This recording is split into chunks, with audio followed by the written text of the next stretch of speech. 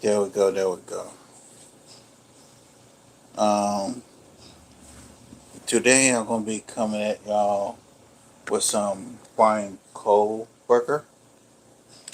Um, and shout out to um, Hidden True Crime for this. With that being said, let's get into it. Hello, Hidden Gems. Thank you for your patience, going over notes, dealing with the travel studio, and looking forward, as are all of you, to being with my co host. Although we are miles apart tonight while I'm in Idaho covering the Kohberger sentencing, and you are at our house, Dr. John. Are you okay, John? You're looking up at something? Yeah, I'm sorry. I'm just trying to get my. I'm trying to. You can look up. I just wanted to make sure you're on the right camera. What are you looking at, babe? We had some tech difficulties, which was why we're a little late, so I wanted to make sure he was okay. Okay, I'm good now. Okay, you're good now.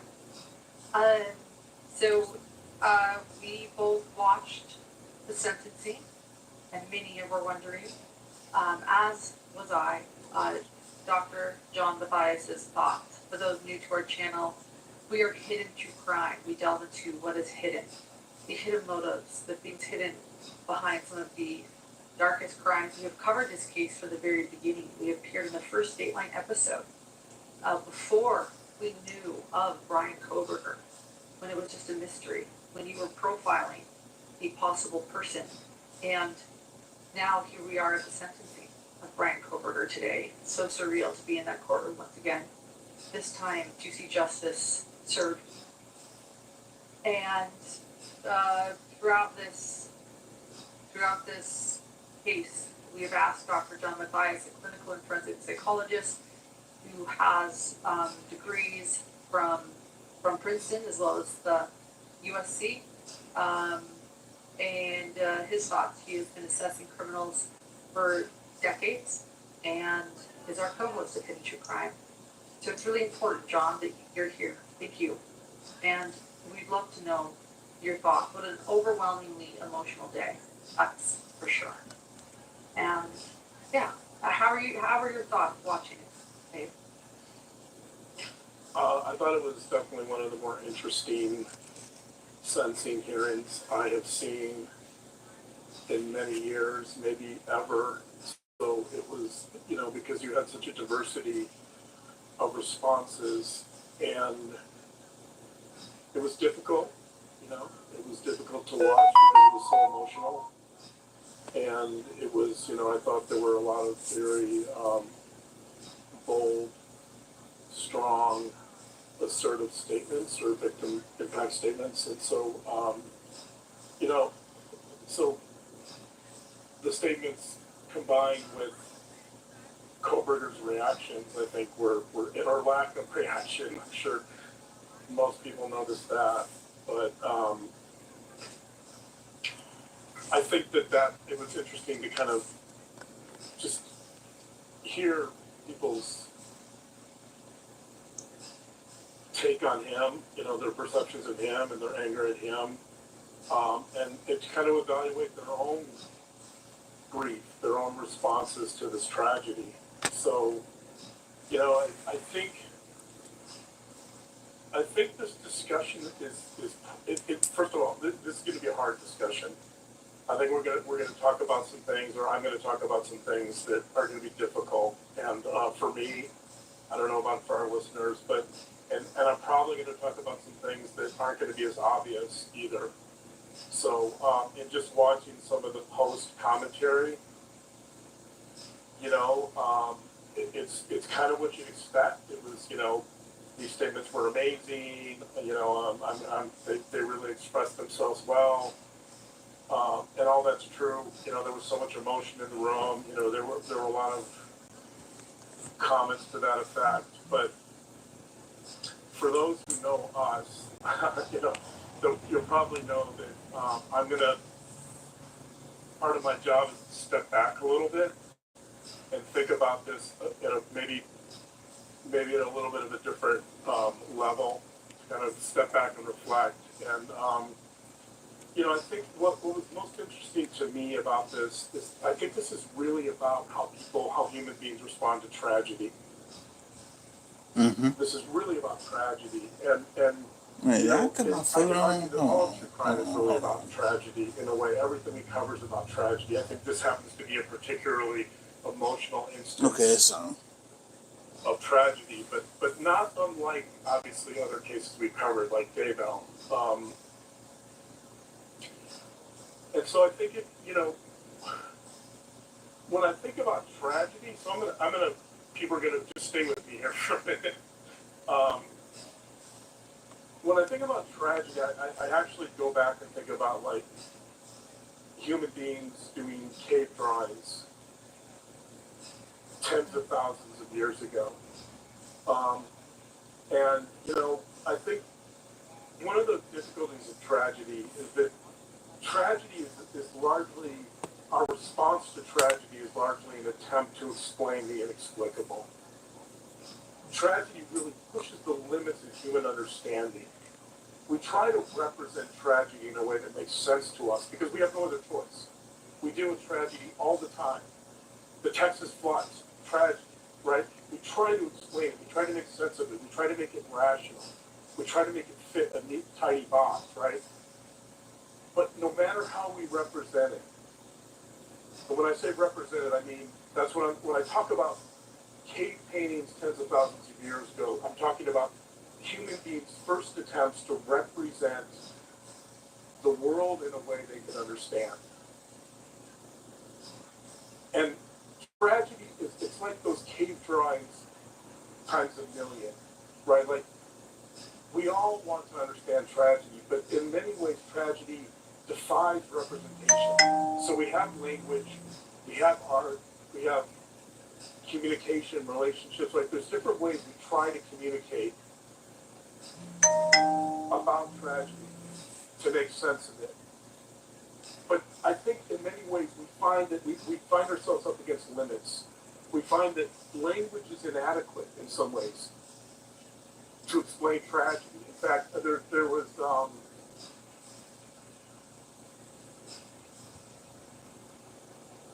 a moment in the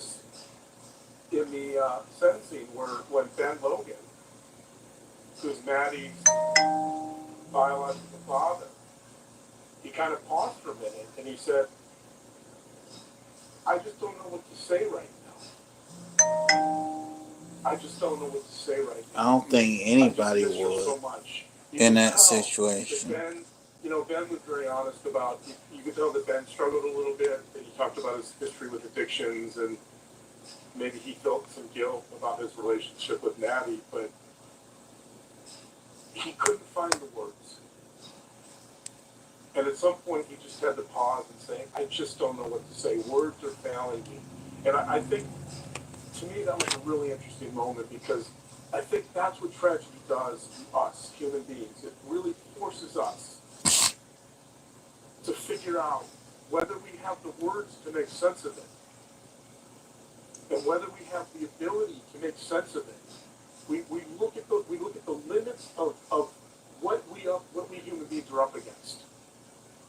And in spite of that, we don't have a choice. We experience this tragedy, but we have to respond somehow. That's why you get cave paintings, right? That's why you have movies and theater and books and social groups, right? It's all, much of this is an attempt to make sense of tragedy and to explain it. And so having said that, I think a big part of this, to me, one of the most interesting elements of today was not just how emotional people were, but how this very issue of trauma, how people respond to trauma and to pain, and how they experience grief, how people respond to tragedy, and the different ways that human beings do that. And let me say, it's not, there's no one right way. We're all going to have different ways of responding to tragedy, and I think one of the interesting things about today was we saw that on display. We saw like a very wide range of responses to this horrible tragedy. and the way that human beings cope with that, the way human beings try to express themselves and represent this type of tragedy. I think that's what was on display today. And what was interesting is that we saw a really interesting, diverse, number of diverse responses to this very tragic situation. And so I think they were all very moving, but in many ways they were also quite different. Some of them were involved a lot of anger and almost retribution, and some of them involved more acceptance and more forgiveness. Some of them were quite personal, and some of them were attacking Kohberger. So, and again, none of those responses there's no right or wrong. There's tragedy, and then you go into the cave and you paint the pictures on the wall to try to make sense of it. So some of those pictures might be you attacking another tribe that's threatening you, and some of them might be fleeing the situation, right? They might be, recognizing that you don't want conflict and that you need to run away, right? So I think that what was fascinating to me about today was really, you have the same tragedy, right? You have the same horrible circumstance for everyone, and yet you get all these responses. And so I really thought that was interesting. I agree, a wide range of responses today. It was overwhelming listening to each one of them. Tragedy. You're right. So let's talk about some of them. I don't want to get into detail too much about some of these responses, but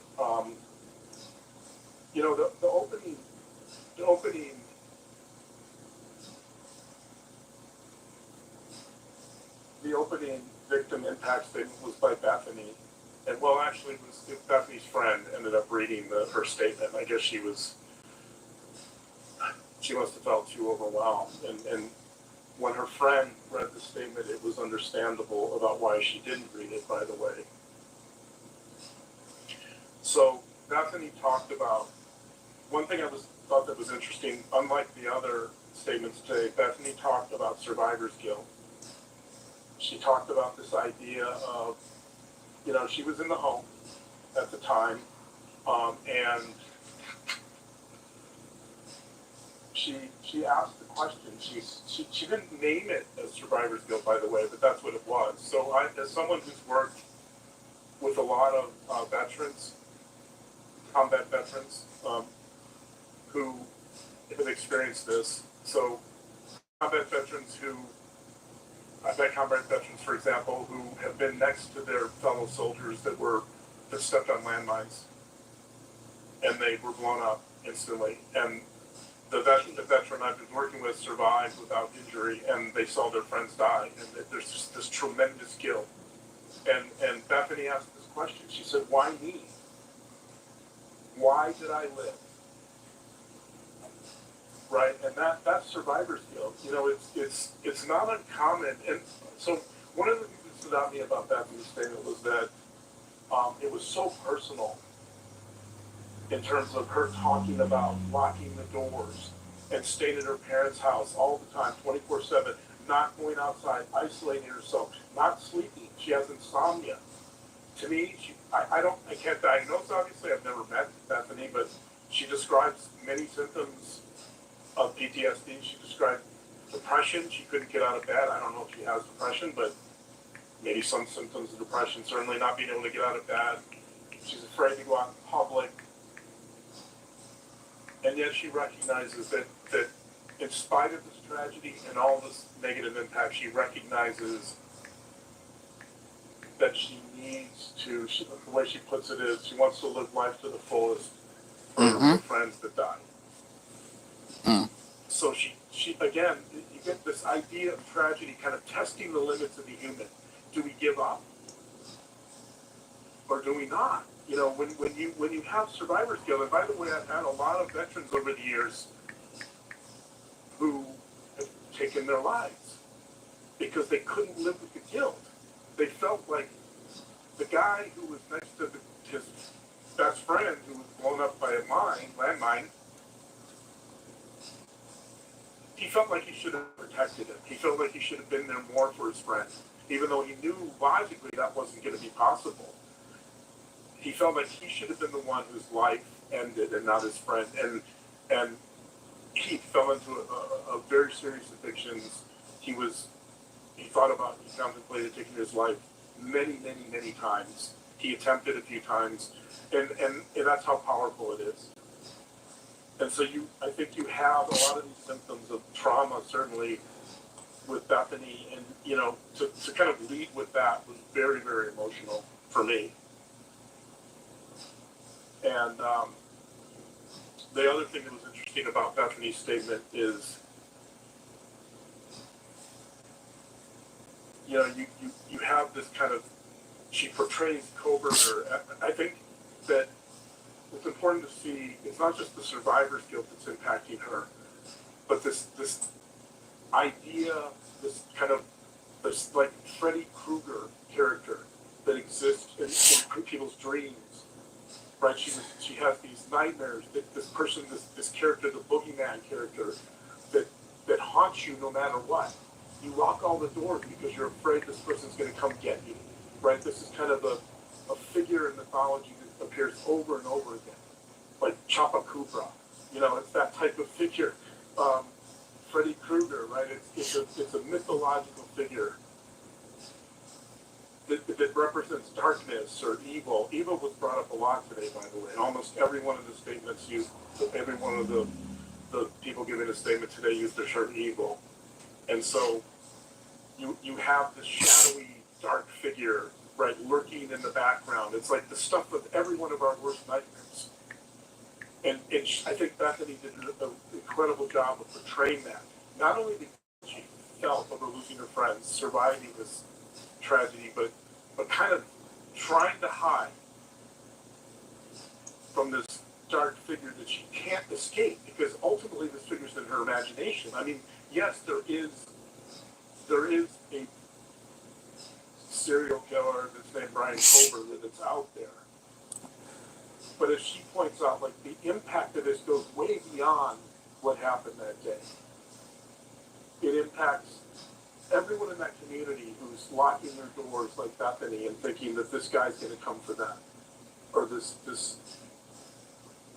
dark boogeyman type figure is going to find them next, right? So that's the kind of, I think that's kind of one of the consequences of something like this that a lot of people don't think about. But you really see it. You see it so powerfully with Bethany and her statement. The other thing that was interesting to me there was, because it was so emotional, I wanted to really zero in on Kohberger's body language and his reactions. And, of course, it was completely unemotional. There was no affect. Lack of emotion, of course. And I think that's interesting because psychologists sometimes talk about something called emotional contagion. Emotional contagion, so emotional contagion, simply defined, is when you're with someone or you're with a group of people and they're experiencing certain emotions. It could be joy, it could be positive emotions, it could be negative, it could be sadness, it could be anger. When you're with a group of people and you're picking up on the same social cues, a lot of times emotion will become contagious. It'll be transmitted from person to person. In fact, it often will occur in groups, like a courtroom. And so you could see that in the courtroom. You could feel that there was emotional contagion going on in that courtroom. So some of it is social cues, and some of it, by the way, is related to brain chemistry. So we have certain neurons called mirror neurons. Mirror neurons they had evolutionary value in the sense that they allowed us to have empathy with other people. They allowed us to kind of mimic other people's emotions so we could understand them and we could connect to them. And obviously, connecting to other human beings when you're human and you live in tribes, that's important for survival. So we have these mirror neurons, and we also are most of us, I think, are very adept at reading social cues, and that kind of combination of the brain and people's responses and social reactions to certain things, that creates emotional contagion. And the reason I bring that up is because the reason why that's important is because I wanted to see, so a normal human being in a room that's filled with emotion, that's teeming with emotion, a normal human being is going to feel that emotion and they're going to respond to it. And it was pretty clear that that's what was happening in that room. There's that picture of Dylan and her See mother what we have here. hugging. Such a heartbreaking photo. The emotion in that photo is so profound to me. It's so sad. It's an incredible photo. Like, I get emotional just looking at it, right? So that's emotional contagion. Look at the people around her. Look at the emotion between mother and daughter, but also look at the woman next to them. Look at the people. They're all in tears. That's emotional contagion. So when you have emotional contagion at this level, the obvious question to me is, okay, like everybody in that room, including the judge, right? Everybody in that room is overwhelmed with emotion. So the obvious question is, from a criminal psychological standpoint, is the defendant experiencing any of that emotion? Because everybody in that room is feeling, right? So a normal human being, if I'm the defendant, and I've committed these heinous crimes, and I have a shred of empathy or remorse, I would be in tears. Yeah. Yes. And guess what? You know where this is going? You know where this Guess what? Bryan Kohberger didn't shed a tear. He didn't express any sadness. No emotion at all. Anything, right? And so when you look at a room where there's emotional contagion at this level, and you look at a guy like Kohberger with no emotion, now you know something's amiss, right? Now you can start. And again, I'm not going to diagnose here because I've never met Kohberger, so I'm not going to. You know, some of the victims, by the way, did diagnose, so I don't really have to. But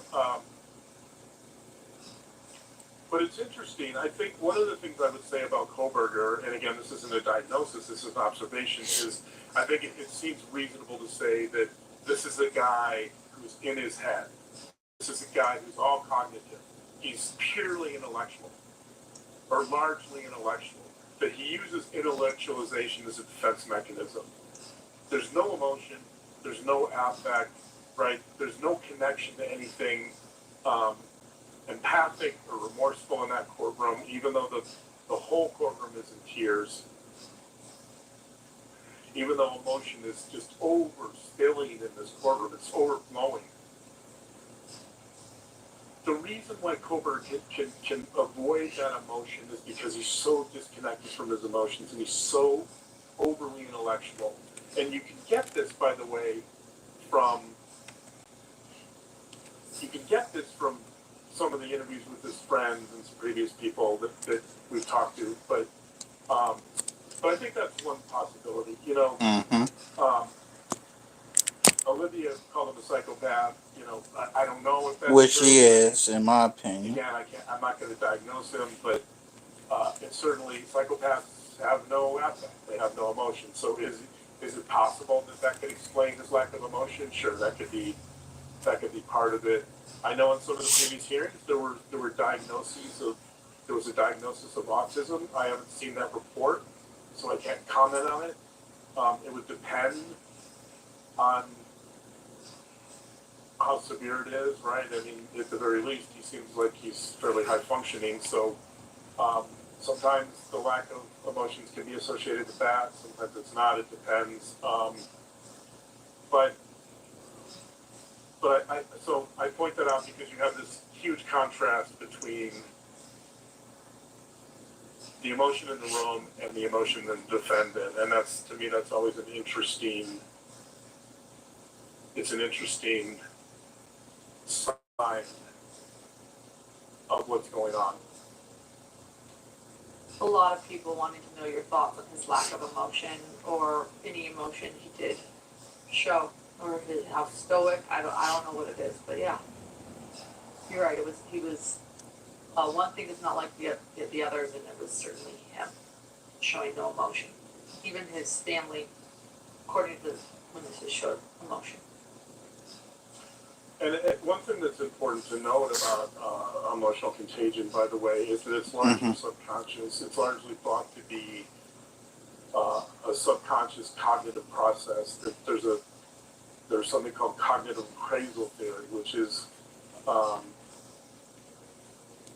explains how people respond to certain stimuli or how they respond to emotional contagion. And it's largely believed to be subconscious, which means that it would be difficult. It would be difficult to control. So what's really interesting about this is that if you think of emotional contagion as something you can't really control, I mean, I guess if you really tried hard, you could put the brakes on your emotions with that much emotion in a room.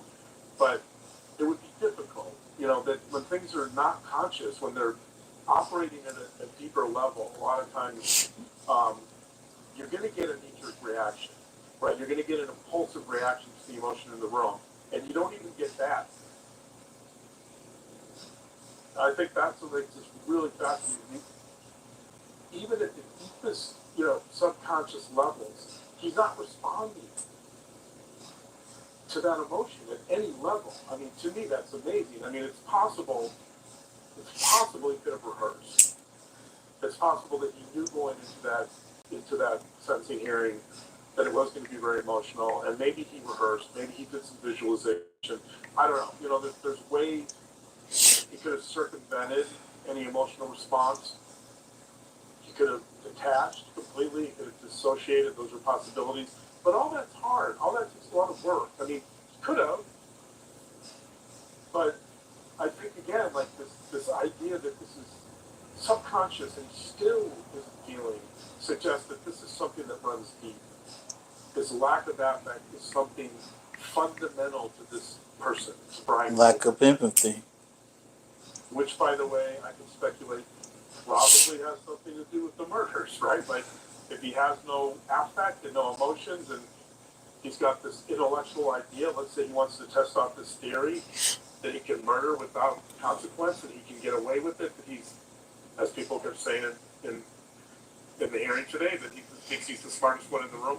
What if he thought all that? What if he thought he was going to test the hypothesis that he could get away with murder and it wouldn't bother him? Yeah. Then it becomes purely an intellectual exercise. And by the way, I'm going to throw this out because I mention it all the time with Kohberger, but he reminds me so much of the fictional character Raskolnikov in Crime and Punishment by Dostoevsky, who did precisely that, by the way. Raskolnikov murdered two people because he wanted to test the theory that he could get away with murder without feeling anything. And not only could he do it without feeling anything, but he could do it in such a way that he would never be caught. Right? And so the similarities are the similarities are incredible. I mean, Dostoevsky's book was written a long time ago, so I don't know if Kohberger has any familiarity with it, but he reminds me so much of that character. He really does, yeah. I agree with you. The what if, try not to be caught.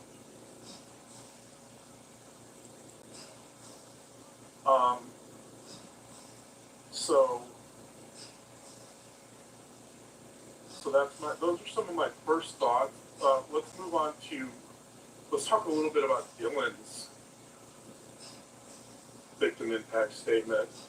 Hearing from Dylan and Bethany, by the way, was a really profound moment for me. I've shared that in previous lives before. Most you and I. racist. David, we had heard very little from the roommates, understanding that they were in that house when it happened.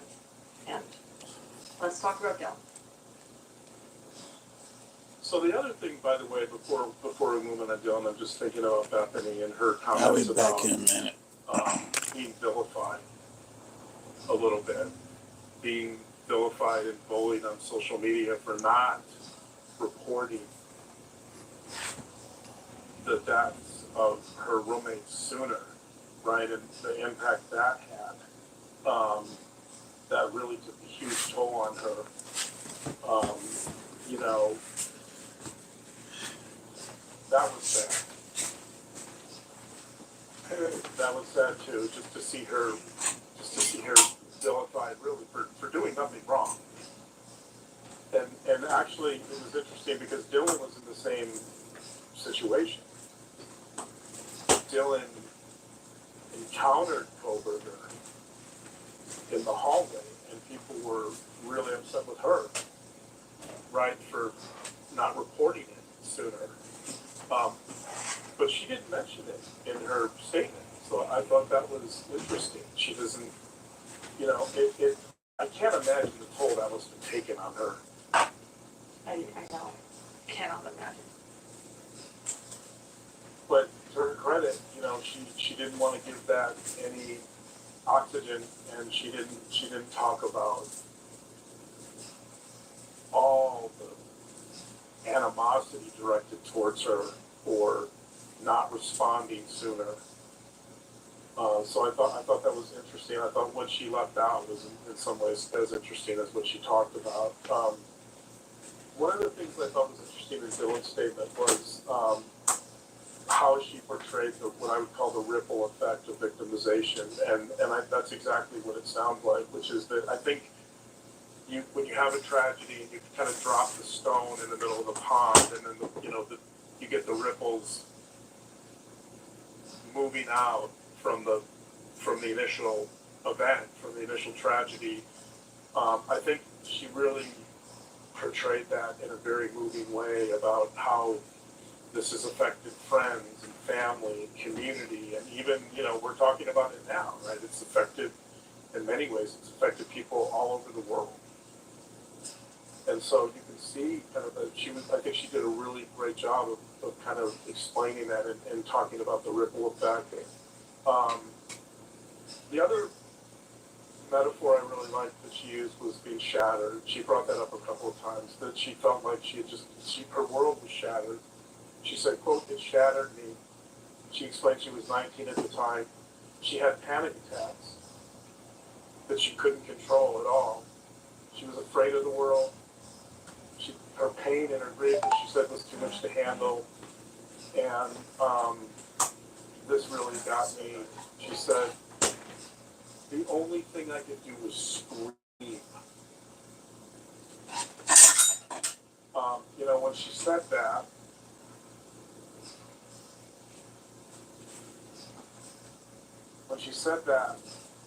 I instantly thought, again, I'm going to talk about art a little bit here. I thought of the famous painting by the artist Edvard Munch, The Scream, where you have the character that's kind of holding his face and the world is just kind of collapsing around him, right? It's, for those of you who know that painting, that's when she said, the only thing I can do is scream. That's what I thought of. It's just like right, the world is just closing down on you, and you're having panic attacks all the time. You feel shattered. You feel torn to pieces. You're afraid of the world. You're having pain. You've got grief that's overwhelming you. And she feels like apparently all she can do is scream. I thought that was just an incredible moment and very visual to me, because I thought of the scream, the painting, and how that must have been like for her. One of the things, getting back to this idea of tragedy, one of the things I thought about with her, and the way she described being shattered, is this idea, I think, that tragedy oftentimes really undermines our basic assumptions about the world. And it really, whatever we thought the world was after tragedy, that changes. The world is no longer that safe and secure place that we thought. That in many ways, we lose some innocence. Like when we undergo a tragedy like this, she describes it. She's 19 years old. She feels shattered, right? All she can do is scream. That sense of safety and trust that a 19-year-old should have in college is gone. The world can never be the same for Dylan at that moment. Yeah. And for her, she explains that in terms of somatically, in terms of her bodily reaction. She explains it in terms of her emotional and psychological reaction. She describes some symptoms of trauma and PTSD. Towards the end, she says, although I have shattered parts, I'm still putting Okay, I'm myself back. together. Again, like with any tragedy, there's this idea of, do you give I'm gonna up come back or do you down try to and put the eat. parts back together? And Y'all I think should be able to still hear it. all of the victims giving statements today were obviously very strong and committed to the idea of putting the pieces back together in their own way.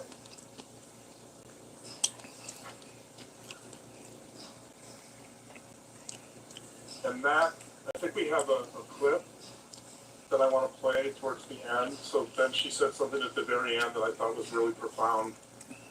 Do we have that clip? Yeah, we do, right here. Okay. A year ago, I had a...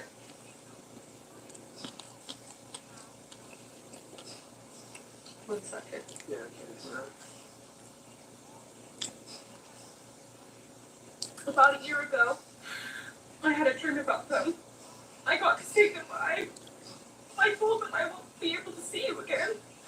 So I need to tell you goodbye.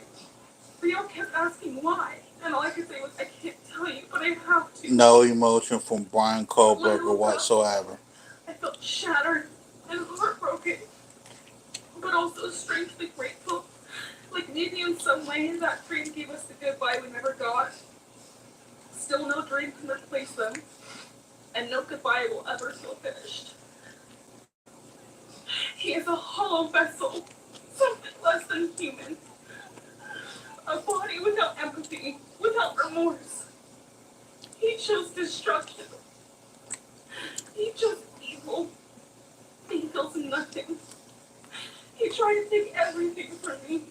My friends, my safety, my identity, my future. He took their lives, but I will continue trying to be like them to make them proud. Living is how I honor them. Speaking today is to help me find some sort of justice for them. And I will never let him take that from me.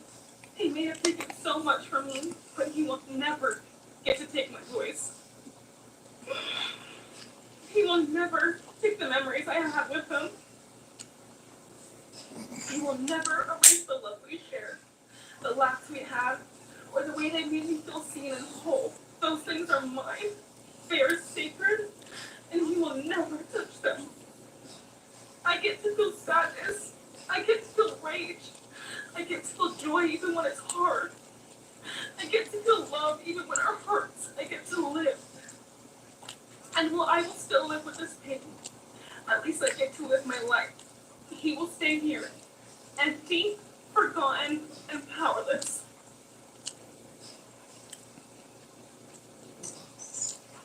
Wow. That's one of the most profound, powerful impact statements I've ever heard how it's affected me. I don't want to it's just so sad. Yeah, that was one of the most moving moments for me today. Couple of thoughts on that. The dream part is so one of the difficulties of tragedy and tragic events is trying to find some sense of closure, right? Trying to find some sense of resolution. And I think the difficulty or the challenge of tragedy is oftentimes you're seeking resolution for something that has no resolution. In the sense that when we lose people closest to us, friends and family, we can't bring them back. There's no resolution. There's only grief, right? And so the dream, as she says in the dream part, is she's trying to say goodbye. She's trying to seek some type of resolution or closure. But she recognizes it's a lifelong process. Like there's no such thing as absolute closure. And so I think you see that here. She's really struggling with this, trying to say goodbye. Yeah, I see that Some too. closure, some resolution, and and yet knowing that that's going to be really hard to do.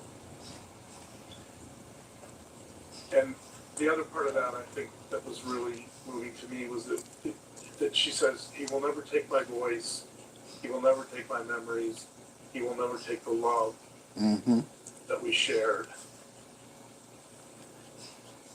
And I think that sentiment is so important for going on, for grieving, recognizing that whatever else someone takes from you, you have your memories, you have your love with those people, right? You have your voice, and in fact, of course, she's expressing her voice. She's doing the very thing that she says is important to do. She's giving voice to the unnameable. She's giving voice to the unbearable. She's giving voice to the thing that makes tragedy the most difficult is when we can't give voice to something. And she's doing it. And so I think that was really profound, is that even though I don't think she would say that, that's my interpretation, but when we come up against the limits of human understanding and human representation, we need to figure out a way to go on, and that's what she's doing. She's giving voice, she's trying to represent this experience in a way that allows her to grieve and to go on, and I think she does it beautifully. Well said. John, I agree. She did it beautifully. I wish her the best of luck moving forward. Well, I know she'll make her roommates proud.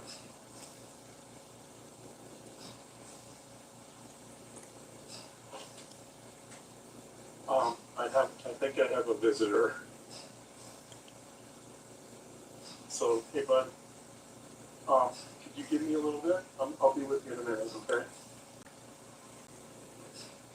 Was he just dropped off? Yeah.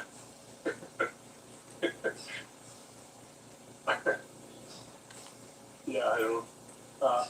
I'd invite him into my office, but I don't want him to necessarily hear what we're talking about here. So,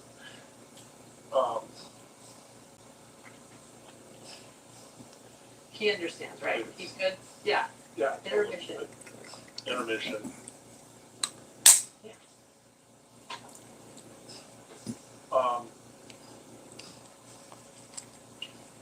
Intermission. Yeah, intermission, because we're going to change gears a little bit here.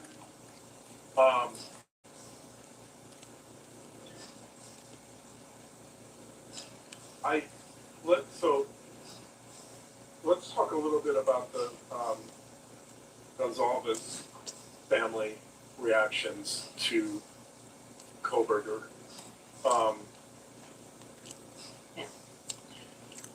I think that the interesting thing, so again, I just want to preface this by saying that we all have very different responses to grief and pain and suffering and tragedy. And I think it's interesting to me that after some of the initial impact statements, we started seeing more anger, right? We started, this theme of anger and maybe even retribution started playing out a little more.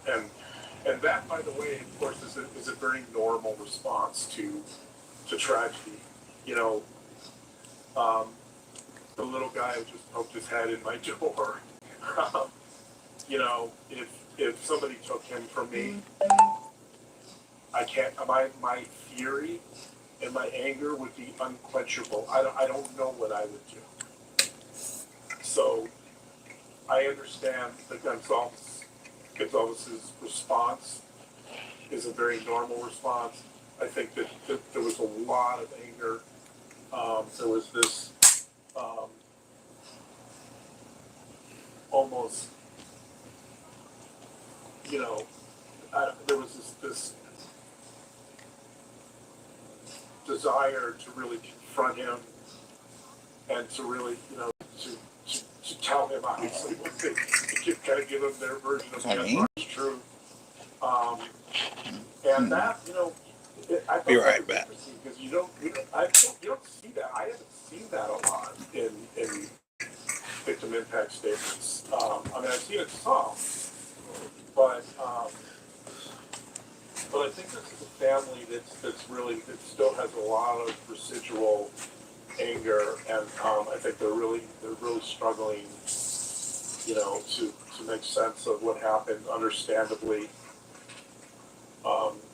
every tragedy is senseless, and it really, as I said earlier, it's inexplicable, and it really kind of forces our hand to figure out how we can make sense of it and how we can explain it. And even though we never fully can, we try. So I think this is, you know, this is kind of this is a normal response to grief. It's a bit of a different response. Steve, who's Kaylee's father, said, quote, "Nobody cares about you. We will forget you. You picked the wrong family." Right? He's letting them know that he's kind of letting them know that this is a family that was proactive. This is a family that was Okay, going to I'm find back. out the truth. They were going to find out who committed these murders, and you know that was the theme here of this family in terms of just letting him know that he wasn't as smart as he thought he was. Olivia, who spoke after Steve, that's Kaylee's sister, she says, They've still got a ways to go. "I'm angry." She tells us she's angry. She says, "I'm angry. I'm shouting inside my own head, and everything I could say to you." Oh, but she wasn't done. she goes on. She says, "Do we have the clip from Olivia?" You do have Here, give you what you want. I won't offer you tears. I won't offer you trembling. Disappointments like you thrive on pain, on fear, and on the illusion of power. And I won't feed your beast. Instead, I will call you what you are. Sociopath, psychopath, murderer.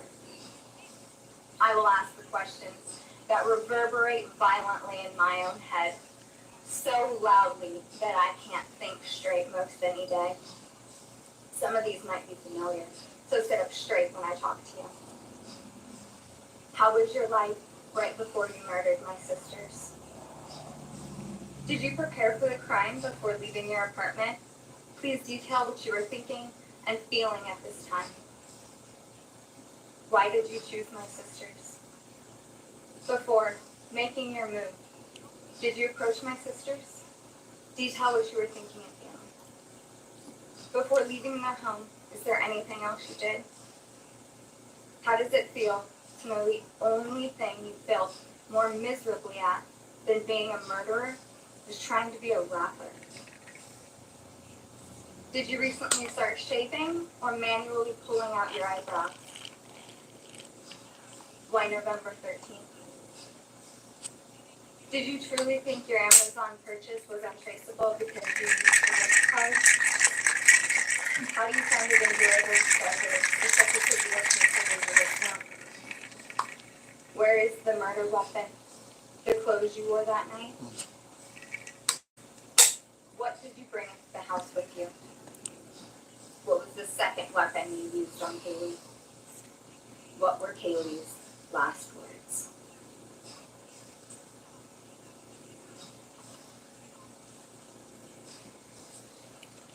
She doesn't stop there, by the way.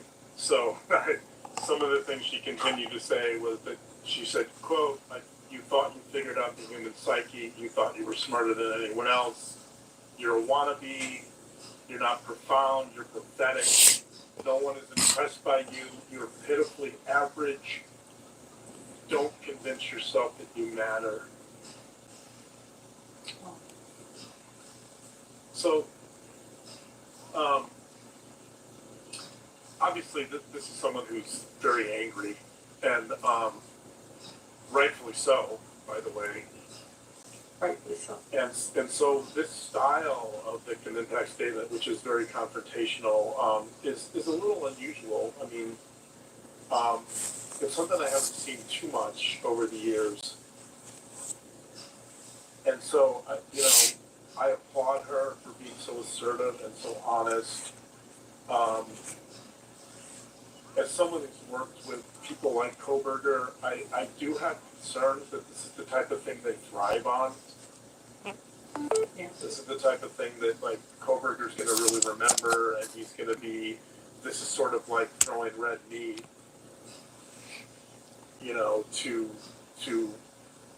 to a caged lion, right? Like, he's the type of guy, I think, that that would really feed off of this.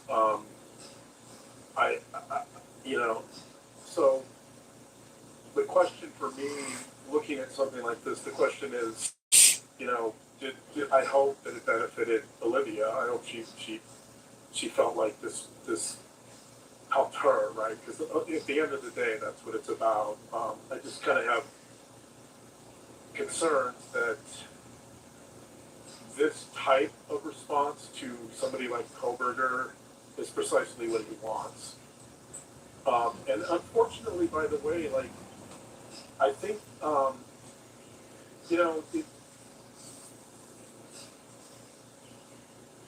when you tell someone that they don't matter and they're pathetic and they're average, I mean, the problem with that, to me, and I'm not detracting from the statement, the problem with that, I think, is that,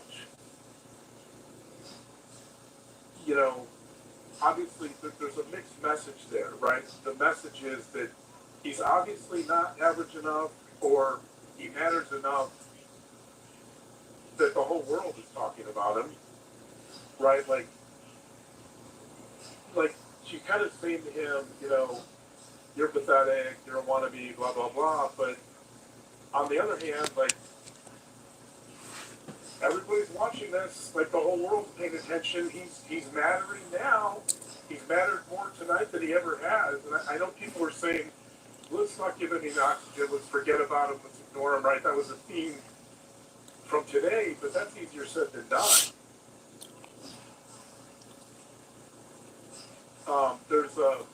In psychology, there's something called psychological reactance, which is that when people perceive a threat to their freedom, they actually do the opposite. So this is kind of the idea. So there's been research, for example, showing that when you put up "do not touch" signs, people want to touch it. there's been some research, like when you say "don't touch this," people touch it way more than they would otherwise. And that's psychological reactance. When you tell people not to do something, or you threaten them with taking away something from them, they're typically going to respond the opposite. Or not always, but they may respond the opposite way, right? And so I see the value of this type of statement to the victim and to the victim's well-being.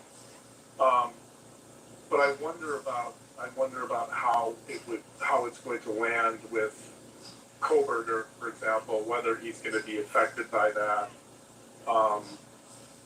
And I kind of wonder about the message there. That if you say that someone is really average, well, clearly he's not average because he's got your attention and he's got the whole world's attention, right? Clearly you say he doesn't matter, but obviously he matters because he's got our attention. We're talking about him right now. We're talking about victims, but we're talking about victims because of him. And so I don't know. I think time will tell how something like this plays out, right? I mean, I hope for her, I hope it allows her to heal, and I hope it allows her to move past it. But I'm not sure that this is going to affect people's capacity or interest in Bryan Kohberger. In fact, I think I would worry that this type of reaction to Kohberger actually kind of consolidates and amplifies the myth that is Bryan Kohberger. The myth that, in some ways, like, if you tell people he doesn't matter, people become more interested in him. People want to know more about him. So people that today that watched this that knew nothing about Kohberger, they're probably Googling Kohberger tonight and trying to figure out more about Bryan Kohberger. So it's kind of a mixed bag in terms of, if you say you don't want someone to get attention or want to move on from them, and then you're kind of promoting them, I worry about where that goes. We have a question here, and it's actually my question too. Before I get into this question though, I do want to say I empathize with Olivia, whose grief is anger. I've had a lot of grief this last year. I didn't now remember that was murdered. I'm not comparing my grief to hers at all. I'm just talking about some personal grief that I have dealt with because of a loss of a sibling. And I've talked a lot about it with John because I never knew that grief could be so angry. And I felt a lot of anger this past year. I got to talk to John about it, so I do understand when she stood up and she said, I am so angry. Grief is often anger, and I've learned that a lot this year. But Felicia is saying this, and I have a question for you, John. Felicia is saying, Dr. John, I am confused. Olivia said what everyone says the killer thrives on, so to deny him, in other words, to deny him the sorrow, deny the killer tears, the grief of the victim's loved ones. She's saying, isn't it true that the killer thrives on tears, grief, and we deny him that? No? No, I disagree. He's not thriving on grief and tears. He's thriving on attention. He might thrive on that, but he's also thriving on anger. This is, he's loving it. Like he thrives on conflict. He thrives on anger. There's no easy answer here in terms of how to give a victim statement. You give a victim statement in the way you think is the most healing for you. Whatever that is. If it's anger, acceptance, forgiveness, retribution, whatever, that's what you should do, right? But what somebody like Kohberger thrives on is, I think, is attention. And by confronting them in that manner, you're probably giving them more attention. And again, I don't know what the right victim impact statement is. I don't know what I would have said. I'm sure I would have been angry as hell. I could relate to Steve. He was angry as hell. I'm sure I would be. I don't know if the bailiffs would have to intervene if I'm giving a victim impact statement, because I would be so angry. But on the other hand, I know a guy like Kohberger is going to feed off of this type of emotion. He's going to feed off all these emotions, but I think more so the ones that are critical of him, more so the ones that, because at some level, for a guy like Kohberger, at some level, to his mind eye, he doesn't think that's accurate. You can say he's not smart, but he thinks he is. He's always going to think he is. You're not, in many ways, for him, you're just being more provocative. You could say he's pathetic, you could say he's average. He knows he's not, or he thinks he's not. He got caught, that's true. But he was a really good student, and he was praised up endlessly by his professors. He was getting his PhD. He had really poor social skills, but he was always at the top of his class. He was always getting the best grades. Getting caught, in his mind, getting caught doesn't mean he's average. It just means he pulled off something that most people couldn't pull off.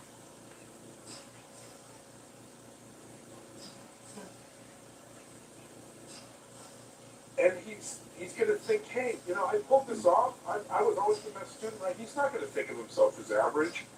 Just because, somebody tells him he's average, or somebody's critical of him, or somebody belittles him, I don't think it's going to change his perception of himself. In fact, I think it's just going to make him angrier. It's going to feed his narcissism.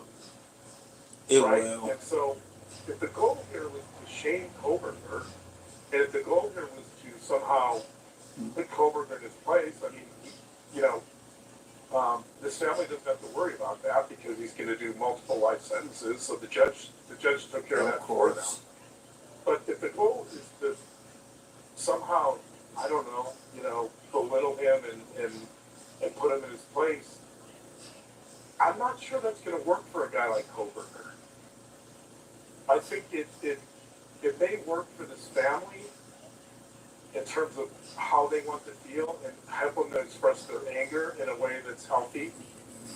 But I don't, you know, if the end game is to like end this and make them feel ashamed and less than average, I'm not sure it's accomplishing that. In fact, I think it's the opposite. Most people feel shame. Kohberger just doesn't feel shame at all. He doesn't feel shame nor guilt. Tonight, because he's still in jail, he's going to go back to his cell and he's going to think, wow, I did great. You know, I really inflamed these people. Like, man, I'm something special.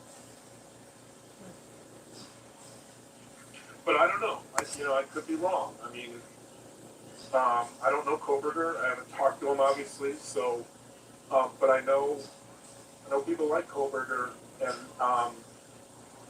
I know after hearing these types of things, they're actually quite empowered by it. So I don't know. Right. And as C-West says, Olivia's words were cathartic for her and for a whole lot of people that watched it. Yep, they were. And that's what is important, not that fool. We agree. Yeah. We concur. Right. Exactly. I think for her, for Olivia and Steve and the family, it matters a lot. And for the community, for the people listening, it matters a lot.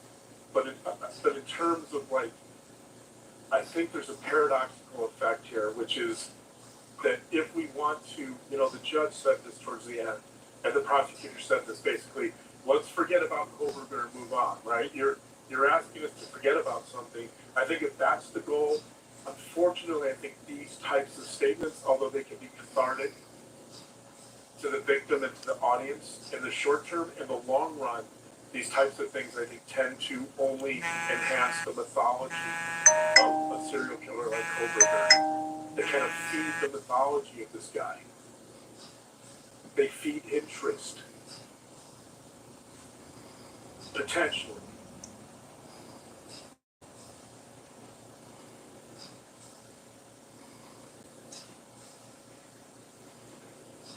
Thank you, Olivia, though, for expressing your anger, your grief, and what so many are feeling. I believe. She nailed Kohberger, that's for sure.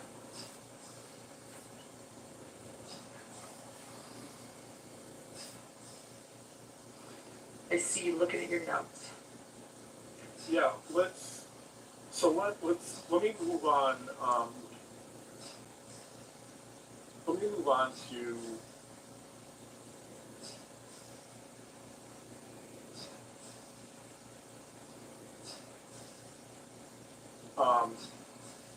Jeff, Xana's dad.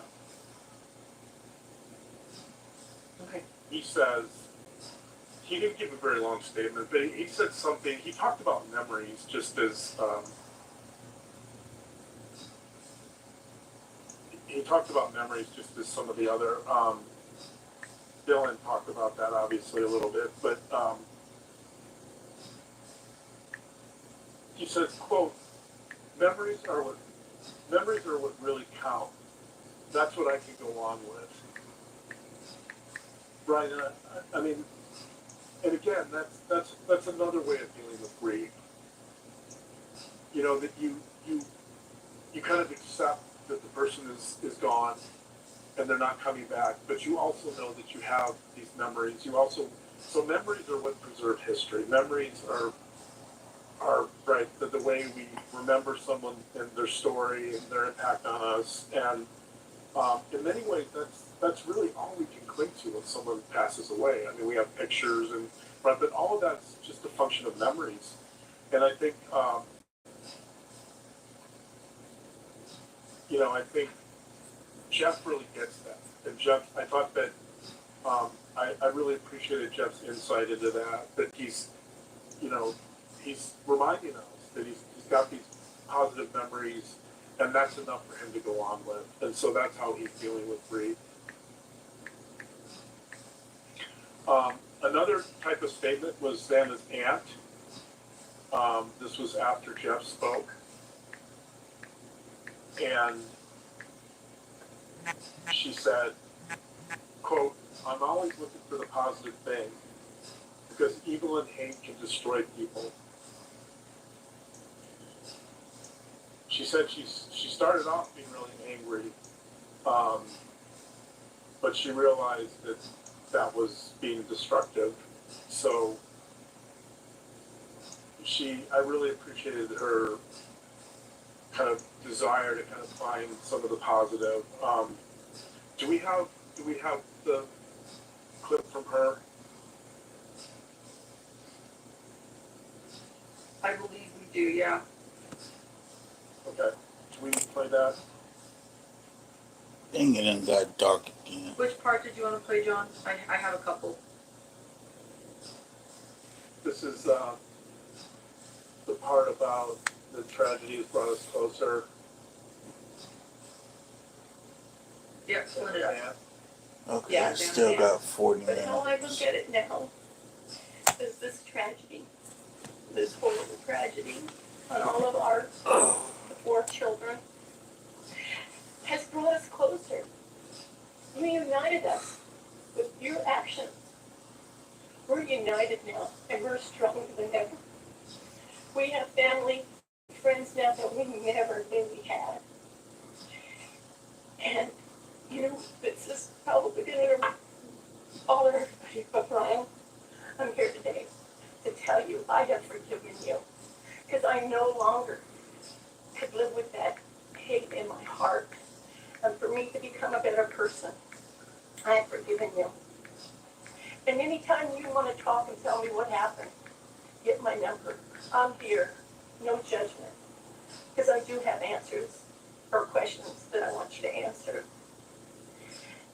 And I'm here. I'll be that one that'll listen to you. Okay? Thank you. Wow. Right. It actually reminded me of, I want to say this too, there was another victim impact statement that I heard in court that sounded very similar to this. And that was Libby's mother in Delphi, Indiana. Libby's mother said the same thing. If you're ever willing to talk, let me know. I'll listen. Those. And so, I said at the beginning that this is about a tragedy, and it's about how we make sense of tragedy and how we respond to it. And so here again, I've presented different versions of victim impact statements and what they're trying to convey. And here again is a very different response, right? This is someone who she's trying to be as positive as she can, and she says she's forgiven him. I've forgiven you because I could no longer live with that hate in my heart. And she's even willing to listen to him, right? I mean, and again, none of these are better than the others. And I don't know, I don't think I could do what she did. I don't think I could be this forgiving of someone like Kohberger if he took my child's life. So this is a pretty remarkable moment for me because she genuinely seems to have forgiven him and to have accepted it. That doesn't mean she's moved on. I'm sure she's still grieving every day, but She certainly hasn't, and she says she has so many questions for him. but she wants to listen. She wants, as she said, she wants to sit down and listen to what his version of events are and to make sense of it in that way. And the only way she can do that is because she's forgiven him. Right? She can't sit next to him in a room if she's so enraged that she feels like tearing his heart out, which I probably would feel, but I mean, again, like, one of the interesting things about today was just this diversity of responses. Bethany, right, talking about survivor's guilt, and here you get Kim talking about forgiveness and acceptance. Then we have the Gonsalves family talking about their anger and Right. and just being so enraged at Kohberger. And it's like Kohberger You doesn't don't- give a damn. You don't He see don't. this gamut of responses that often in these types of cases, and so I thought that was really interesting and touching. By the way, it was quite moving for her to get to the point where she can forgive him or forgive him at that level. I think was very moving to me, because I don't know if I can do that. I probably want to piggyback on Olivia's response, by the way, or some version of her response.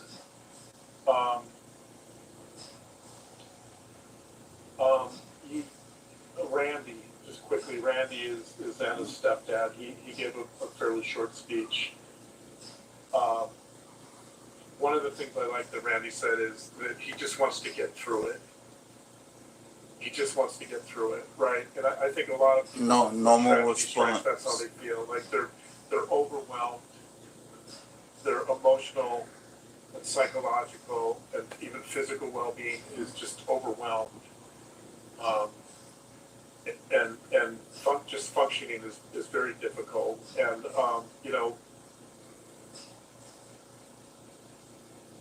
one of the big questions in any tragedy is how do we cope? How do human beings cope with the unimaginable? How do we cope with the unbearable? One of my favorite plays of all time is Samuel Beckett's Waiting for Godot, which is, although it's a comedy, it's also kind of a tragedy, and it's about these two tramps that it's hard to describe for people who don't know this play.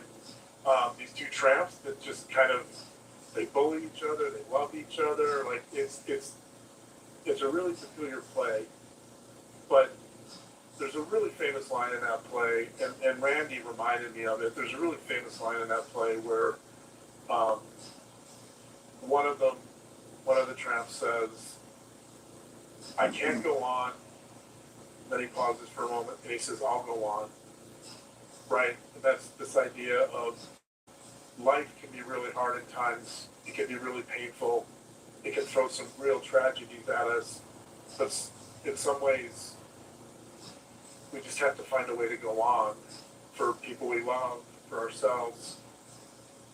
Right? And that's kind of what Randy said. And it was a moment that reminded me very much of Godot. And then here's another response. Karen, who's Nana's mother, Karen made an appeal to Jesus, and she referred to Jesus as her Lord and Savior, and she said that she forgave Kohberger because of Christ. Yeah. And And remember, y'all, forgiveness ain't for the perpetrator. Forgiveness is for you. To comprehend and make sense of it.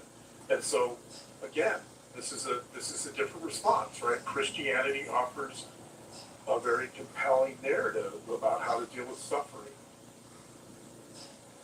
and how to cope with suffering. And Karen exemplifies that, and Karen was quite vocal about that today. So, again, we're seeing you have this very large gamut of responses to tragedy and to responding to tragedy and to coping with tragedy. And so Xana's mother was another example of a very different response.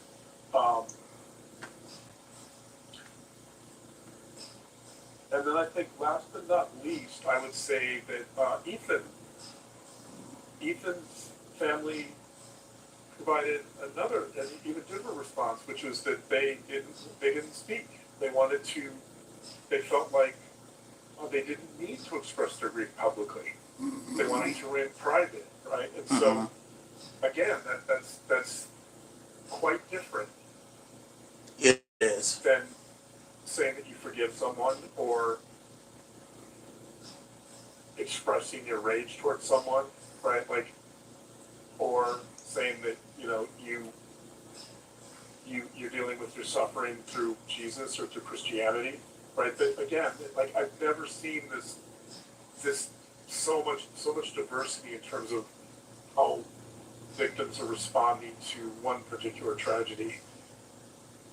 So I thought that was, and again, so Ethan's family, for whatever reasons, just presumably some of it has to do with them wanting to stay private, and they want to deal with their grief privately and in their own personal way, and so they don't want to make a public statement, right? That says volumes too. That suggests to me that they're still coming to terms with it, or maybe they have come to terms with it. Maybe there's a certain level of self-acceptance there. I'm not sure, but I think we can't leave Ethan's family out of this, because them not making a public statement also is a response to grief that should not be neglected. And I want to mention Ethan because he too is obviously a victim, and he deserves to be mentioned. And so my heart goes out to Ethan's family. Thank you for whatever reasons you didn't respond or want to show up and make a public statement. I understand. And in many ways, by not doing that, you're sending a message about how you're grieving with this. And thank you thank you to them for doing what they're most comfortable with. Yeah. Thank you, Gossip, Rumor, and Innuendo, who, by the way, I love your channel. And she wrote, I love that we can all process our grief here together. Thank you, Lauren, Dr. John. Yes. Thank you. Yeah, and again, I wish I could say that there was a uniform response to grief, but there's not. And to me, that was probably the most fascinating thing about the sentencing hearing today, was just the way that a number of different victims and human beings and were coping with this tragedy and responding to it, and how they felt that their public statements would impact not only themselves but the people in that room, and even Kohberger.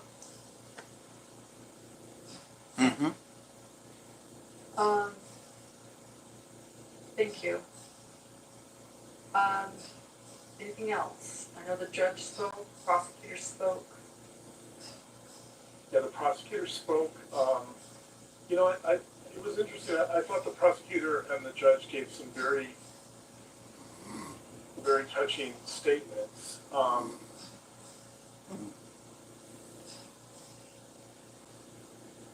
But I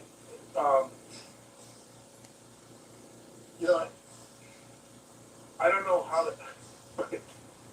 I don't want to be. I'm trying to figure out a way to talk about this without kind of stirring the pot here. You pot stir.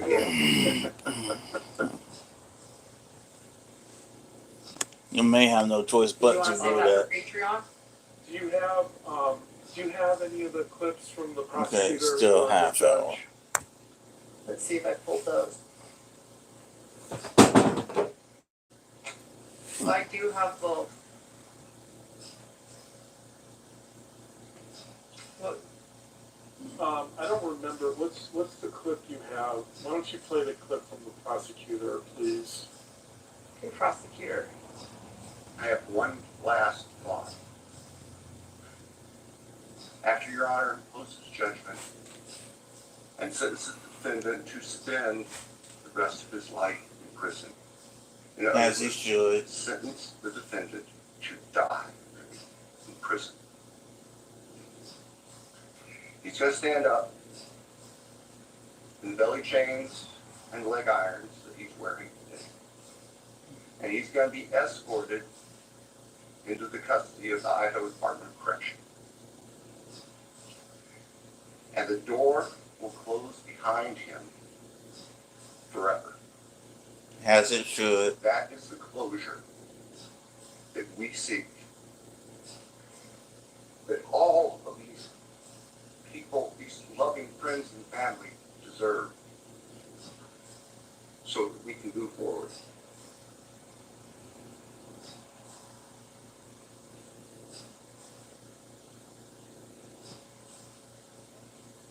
So I get that statement, and you know, I was quite touched by the fact that he was so emotional. You know, the prosecutor was in tears for a bit, and that too is highly unusual. Usually, prosecutors and DAs try to keep their emotions in check. In fact, I can't remember a prosecutor in tears that I've seen in a long time.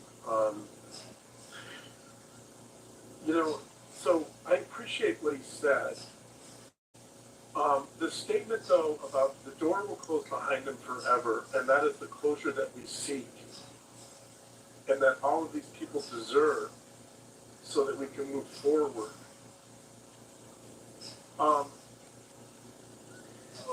I think I was slightly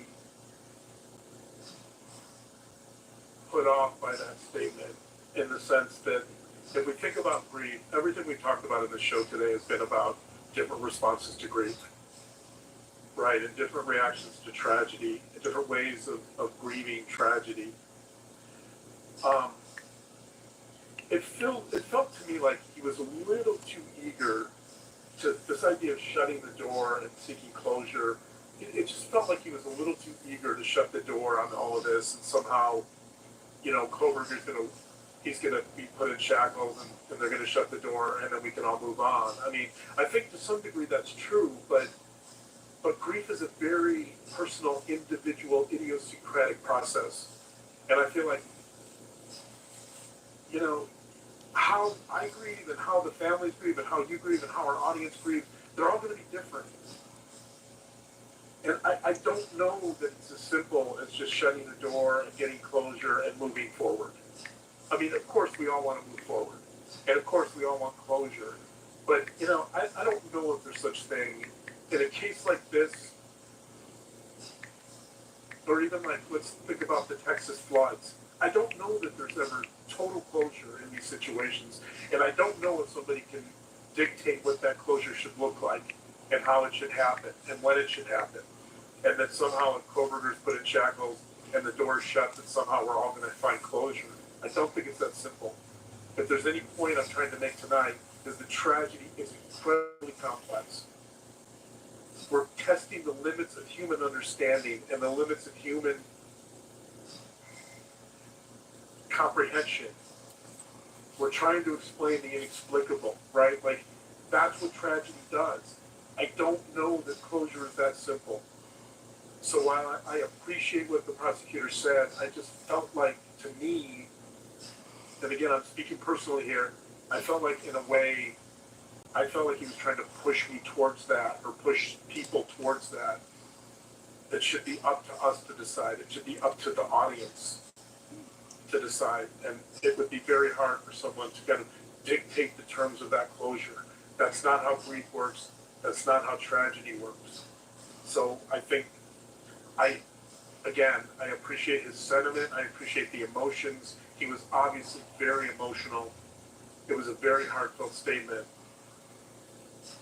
But it wasn't, you know, I'm giving him a lot of leeway here, but it wasn't something I felt like that was necessarily his prerogative to determine. And what about the judge? I want to say something about Judge Hitler. I really like Judge Hitler. I feel like people have been really hard on him. I've always liked Judge Hitler. Follows the rule of law. I do see him having compassion. I have seen him fight for the roommates. I've seen him fight for victims. I've seen him to keep order in his courtroom. It seems like he has a lot of compassion and empathy. I think that some people saw a little bit more of that today, but I applaud Judge Hippler, not just like today, but like this case since it has come to Ada County. I think he's done an excellent job keeping order in his courtroom and the rule of law while also showing empathy and compassion. But let's talk about his final statements, because you felt some mixed feelings about those two. I think so. Okay. I again, let me just say this. I was quite moved by Judge Hippler's final statement, and he too, he was getting emotional, which is very unusual for a judge. He was very, very emotional when he gave that statement, and that was highly unusual. I appreciated a lot of what he said. I think there was a little moment in there where I felt like the prosecutor, I think he was kind of pushing for closure. Let's call it premature closure. I don't know what else to put. Like, for me,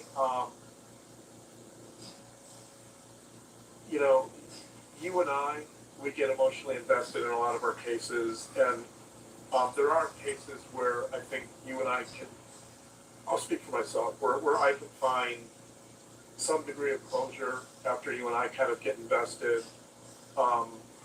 There are some cases where it's much harder to find closure. There are some cases we cover that I don't think I'll ever find any emotional closure. Right. And I'm not family, right? I'm not, like, you and I are covering stuff. I'm not a direct victim.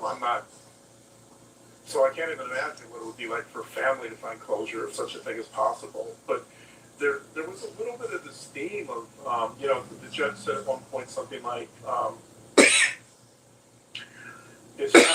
it's time for his 15 minutes of fame to end, or something like that. And again, I don't, you know, it kind of felt like the prosecutor, I get the need for closure and the need to move on, and everybody wants to do that in every criminal case. But I just don't know if someone can tell us that. I don't know if someone in a position of authority can tell us to when we should find closure, or how we should grieve, right? And so, I understand the sentiment, but I don't know if I totally agree with that message. You know, the other thing that kind of bothered me a little bit is the judge did talk about,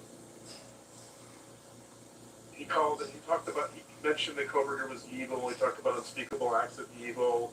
He said he used the word slithered. He slithered through the door, so he kind of compared Kohberger to a snake. You know, I mean, okay, you know, I mean, did the judge lie though? I get that, you know, I agree with them. These were heinous acts. But I don't, you know, I don't know. I would never, in one of my evaluations, use the term slithered. In a professional capacity, I would never say that someone committed an act of evil. And that's not to say a judge can't do that or shouldn't do it. So I don't know the right answer here, but I think, like, again, if we get back to this idea of tragedy and how human beings interpret tragedy and how we try to explain tragedy and make sense of tragedy. We can make sense of it. That's the problem. It's easier for us as human beings to try to label something as evil, or label something reductively, or say that someone's like a snake and slithered through the door, so that it simplifies what happened.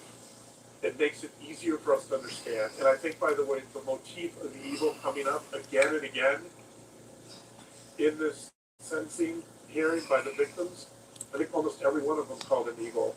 And they have every right to do that. Right? But if we're stepping back a little bit and thinking about this in broad terms, it's a way to simplify this. It's a way to take a tragedy that's really difficult to understand and complex, and as I said, kind of test the limits of human understanding and make it understand. Make the easiest way. If you want to reduce tragedy to its most simplistic level, just call somebody evil, wrap it up, put it in a package, wrap it up in a neat little bow, and now we're done. Now we can move on. Now we've got closure. He's evil. Let's move on. Don't worry about this. We've just solved this, right? And I think my point has been today in the show that resolution and closure are very, very difficult when it comes to tragedy, if not impossible. And so I don't know if things are that simple or they work that easily. And again, I'm not saying that we shouldn't move on. I'm not saying that we shouldn't seek closure.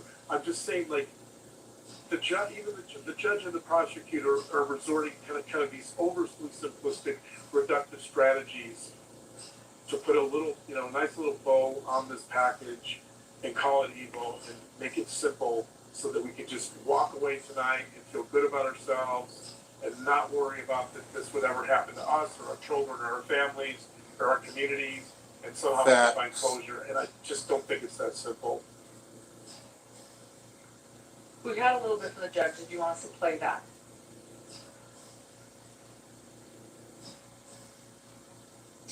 Sure. In the end, the more we struggle to seek explanation for the unexplainable, the more we try to extract a reason, the more power and control we give to him. In my view, the time has now come to end Mr. Kohberger's 15 minutes of fame. It's time that he be consigned to the ignominy and isolation of perpetual incarceration. That was an interesting thing. Happy Robot says Dr. Dunn doesn't want to be reductive. He said the more that we try to understand why. I'm laughing because I feel like I feel like there's a little bit of humor in that because I've been going over and over that tonight. But yeah, I mean, I hope one of my takeaways tonight is that grief is very complex and tragedy is complex, and people have different reactions to it, and they're all fine.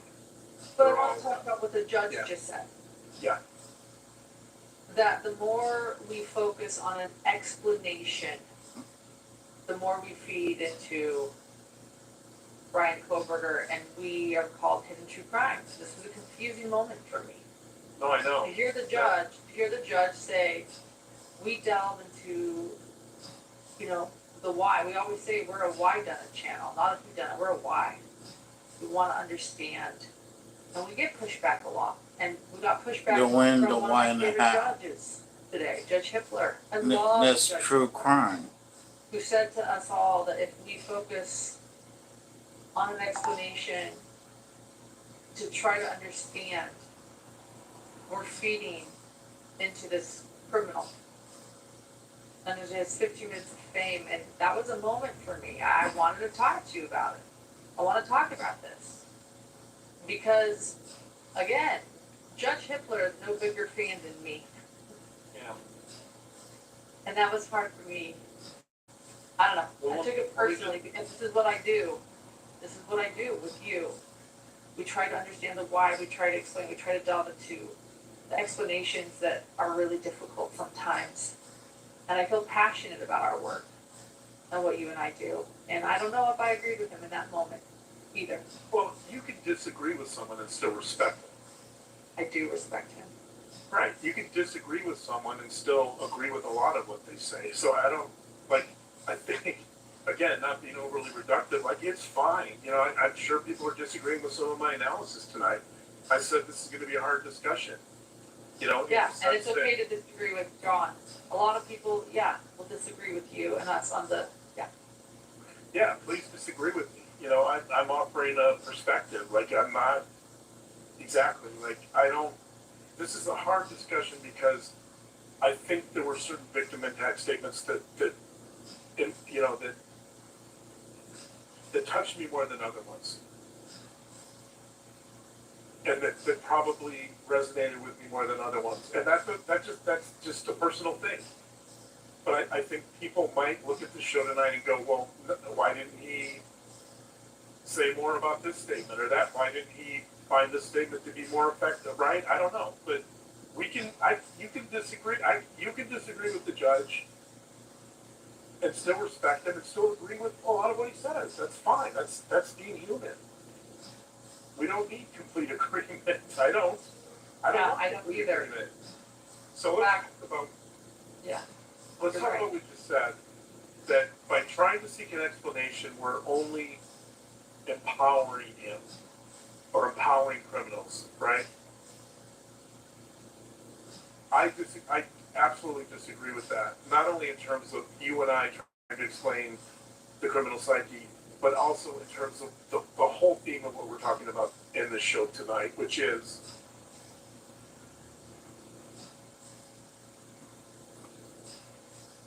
that in many ways, tragedies defy understanding. But no matter what, we're still going to try to understand. There's nothing wrong. Human beings need and want to understand. And even if we can't fully understand something, we still want to try to represent that. We still want to. That's why we have art. That's why we have all different types of art, right? We have visual art. We have podcasts. We have audio art. We have books. We have literature. We have different disciplines like sociology, like physics. All of those are different ways to try to understand and interpret the world. That's what human beings do, especially in the face of the inexplicable and the senseless and things that challenge our capacity to understand. Now, having said that, I don't want to oversimplify. Okay. Right? The goal I think, so I disagree with them. I think that as human beings, we're always going to keep trying to explain. We're always going to keep trying to explain. And we're going to do it over and over and over because so many tragedies that occur in our lives are not explicable. But in order for us to go on and to cope and to grieve and make sense of it, we have to explain or try to explain as best we can. And I think that's the purpose of our channel. So if I don't disagree with them, I think we're out of business. Right?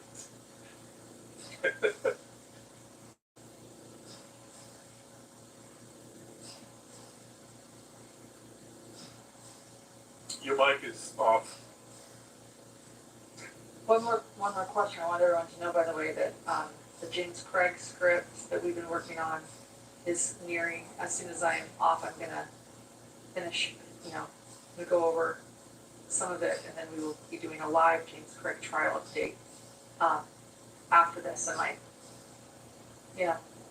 change my shirt, brush my hair. But here's a question. By Miss T. I've been pinning a lot of your questions, by the way, but Miss T, I want to ask part of Miss T's question because I ask you this a lot. You ask criminals this.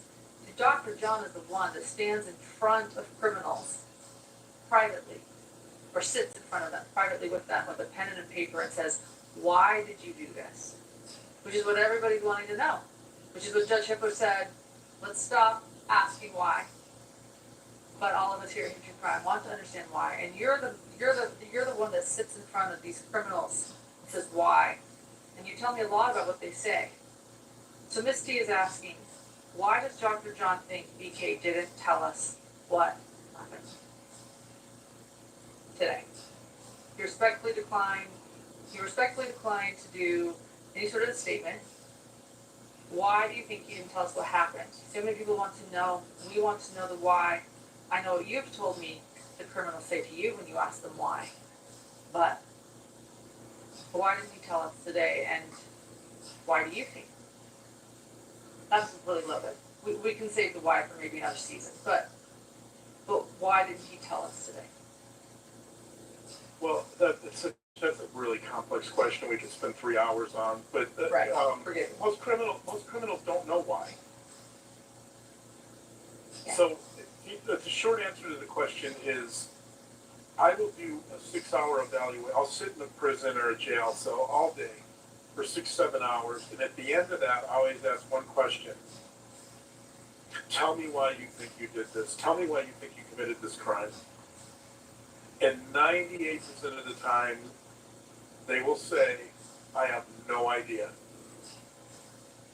The reason I do that is because I want to see the level of self-awareness and self-insight they have. However, even when they do give me answers, and I've gotten some really good ones, by the way, that I think show some degree of insight. Even the answers they give me are still a small part of the story.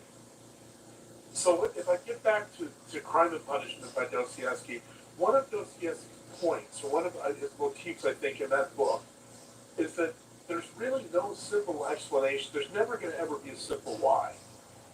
There's always going to be multiple factors involved in explaining the why. And for example, Kohberger's not going to know if let's say that there's a chemical imbalance in his brain, or so.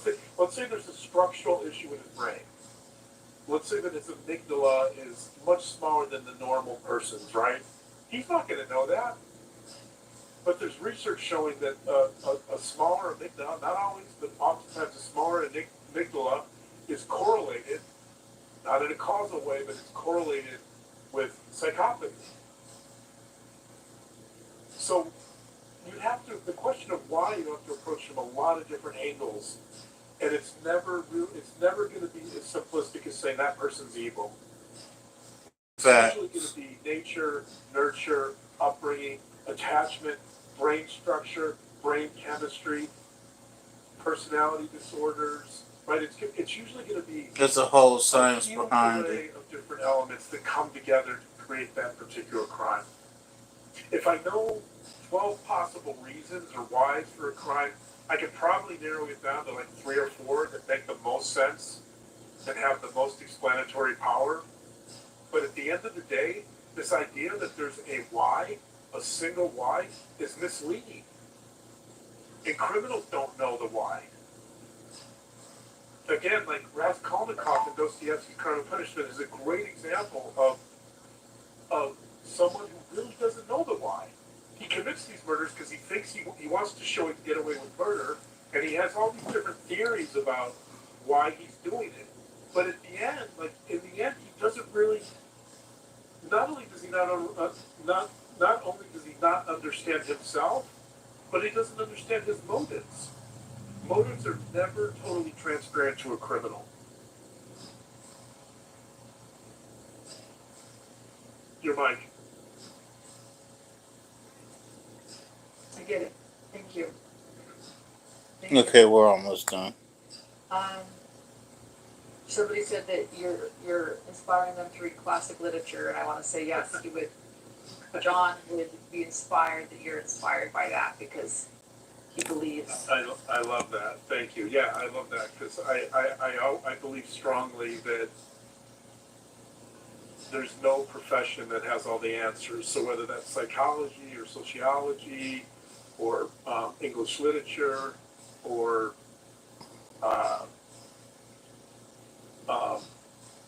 physics, like any field of study, they're not going to offer the answer. They're just going to give us a version of reality. So I think, for me, literature is one of my go-tos because it really, literature displays the complexity more so than many research studies in psychology. It shows us the complexity of human interactions and relationships and the human psyche more so than many other areas of study for me personally. Thank you, everyone, for being here tonight. Thank you to Dr. John. You're going to run. I have a whole other life to do, as many of you know.